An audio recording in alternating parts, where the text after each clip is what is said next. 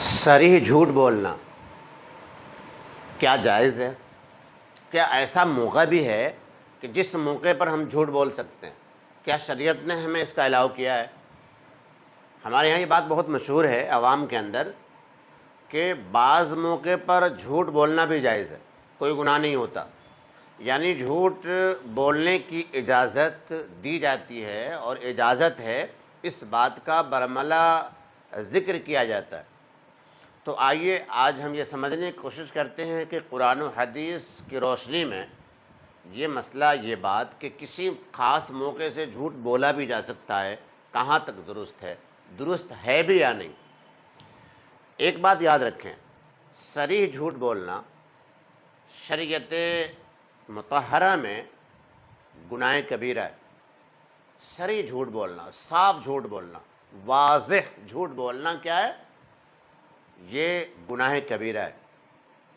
قرآن و حدیث کی روشنی سے، قرآن و حدیث کی روشنی سے یا قرآن کریم اور احادیث مبارکہ کے مطابق صریح جھوٹ بولنا حرام ہے۔ کسی بھی موقع پر صریح جھوٹ بولنے کی قطعاً اجازت نہیں دی گئی۔ خوب اچھی طریقے سے یہ بات ذہن میں بیٹھا لیجئے کہ صریح جھوٹ بولنا شریعت میں گناہ کبیرہ ہے اور از روئے قرآن و حدیث حرام ہے، اور کسی موقع پر بھی صریح جھوٹ بولنے کی قطعاً اجازت، قطعی طور پر اجازت نہیں دی گئی۔ یہی وجہ ہے کہ حضرات صحابہ کرام رضوان اللہ تعالی علیہم اجمعین کی زندگی میں بے شمار مواقع ایسے آئے کہ وہ ڈگمگائے نہیں، انہوں نے کوئی حیلہ تلاش نہیں کیا، وہ سچ پر ثابت رہے اور قائم رہے۔ اور سچ کے معاملے میں تو پوری دنیا میں ایک نام، ایک مثال ہے، اور وہ ہے جناب محمد رسول اللہ صلی اللہ تعالیٰ علیہ وآلہ وسلم کی ذات اقدس۔ کہ آپ صلی اللہ تعالیٰ علیہ وسلم کو نبوت و رسالت کے اعلان سے پہلے ہی سے اہل مکہ صادق کہنے لگے تھے، صادق کے نام سے آپ مشہور ہو گئے تھے۔ صادق کے معنی ہی سچا ہے۔ تو بہرحال صریح جھوٹ کی اجازت نہیں ہے، صریح جھوٹ بولنا گناہ کبیرہ ہے، از روئے قرآن و احادیث یہ فعل حرام ہے۔ کسی بھی موقع پر صریح جھوٹ کی قطعاً کوئی اجازت نہیں دی گئی۔ یہ بات خوب اچھی طریقے سے ذہن میں بیٹھا لیں۔ ہاں، چند مواقع ہیں جہاں ہم یہ نہیں کہہ سکتے کہ وہاں صریح جھوٹ بولنا جائز۔ چند مواقعوں پر ذو معنی گفتگو کی جا سکتی ہے، چونکہ جھوٹ کی بڑی سخت مذمت قرآن میں اور احادیث میں موجود ہے۔ بہت سختی سے قرآن میں اور احادیث میں اس بات کو منع کیا گیا۔ ان اللہ لا یہدی من ہوا مسرف کذاب، قرآن نے کہا ان اللہ لا یہدی من ہوا مسرف کذاب، کہ اللہ تعالیٰ، یقیناً اللہ تعالیٰ ہدایت نہیں دیتا اور منزل مقصود تک نہیں پہنچاتا اس شخص کو جو حد سے تجاوز کرنے والا اور بہت زیادہ جھوٹ بولنے والا، من ہوا مسرف کذاب۔ تو بالکل ہی اس کی اجازت نہیں۔ اور احادیث مبارکہ میں جناب محمد رسول اللہ صلی اللہ تعالیٰ علیہ وسلم نے روایت ارشاد فرمایا ہے، اور راوی حضرت ابو ہریرہ رضی اللہ تعالیٰ عنہ، کان ابی ہریرہ رضی اللہ تعالیٰ عنہ عن النبی صلی اللہ تعالیٰ علیہ وسلم قال آیت المنافق ثلاث، منافق کی تین نشانیاں ہیں۔ کتنی؟ تین نشانیاں ہیں منافقوں کی۔ کیا ہے؟ پہلی، اذا حدث کذب، کہ جب وہ بات کرے تو جھوٹ بولے، جب بات کرے گا تو جھوٹ بولے گا۔ وَإِذَا وَعَدَ أَخْلَفَ، اور جب وعدہ کرے گا تو وعدہ خلافی کرے گا۔ وَإِذَا تُؤْمِنَ أَخَانَ، اور جب وہ وَإِذَا اؤْتُمِنَ خَانَ، جب وہ اس کے پاس کوئی امانت رکھی جائے گی تو اس میں وہ خیانت کرے گا۔ جب بولے گا، اذا حدث، جب بات کرے گا بولے گا، کذب، جھوٹ بولے گا۔ جب وعدہ کرے گا، وَإِذَا وَعَدَ، اخلف، وعدہ کرے گا تو خلاف ہی کرے گا، وَإِذَا تُؤْمِنَ خانہ، اور جب وہ اس کے پاس امانت رکھی جائے گی تو خیانت کی جائے گی، اس میں وہ خیانت کرے گا۔ یہ تین چیزیں اللہ کے نبی صلی اللہ تعالی وسلم نے گویا یہ سمجھا دیا، بتا دیا کہ جھوٹ بولنا منافقوں کا کام ہے، منافقوں کی پہچان ہے، یہ اس کی علامت ہے۔ قرآن کی آیت آپ کے سامنے پڑھی گئی اور یہ حدیث آپ کو بتائی گئی جس میں مذمت ہے جھوٹ کے اوپر، تو صریح جھوٹ کی اجازت نہیں ہے۔ ہاں کچھ مواقع ہیں، اس بات کو خوب اچھی طریقے سے سمجھ لیجئے، کچھ مواقع ہیں جہاں آپ ذو معنی گفتگو کر سکتے ہیں۔ ذو معنی کا مطلب ہے کہ اس انداز کا گفتگو جس کے دو معنی نکلتے ہیں، دو پہلو نکلتے ہیں، یعنی دو معنی والے الفاظ، دو معنی مطلب والی باتیں سمجھی جائے، ایسا جملہ، ایسی باتیں کی جائیں، ایسے الفاظ کا انتخاب کیا جائے بولنے میں، ذو معنی گفتگو کہلاتا ہے۔ کہ جب دو لوگوں میں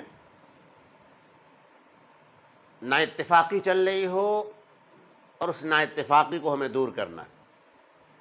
دو لوگوں میں صلح کرانی، دو لوگوں میں صلح کرانی، فساد اور جھگڑے کو ختم کرنا ہے، فتنے کو ختم کرنا ہے، فساد کو مٹانا ہے، صلح کرانی۔ اسی طرح میاں بیوی میں غلط فہمیاں اس قدر بڑھ گئی کہ آپس میں تال میل اور میل جول بہت مشکل ہو گئی، بہت مشکل ہو گئی، اور بات وہاں تک پہنچ گئی، اختلافات اس قدر بڑھ گئے کہ اب گھر ٹوٹنے کا نمبر آ گیا، اور صاف دکھ رہا ہے کہ گھر ٹوٹنے سے اب کوئی نہیں بچا سکتا، گھر ٹوٹ کر رہے گا۔ یا پھر کسی فتنہ فساد سے، شر سے بچنے کے لیے یا بچانے کے لیے، یا اپنے ثابت شدہ حق کے حصول کی غرض سے، سمجھیے گا اس گفتگو کو، آپ کا حق کہیں وابستہ ہے، وہ ثابت ہے بالکل اور آپ کا ہی ہے، اس کو حاصل کرنے کے لیے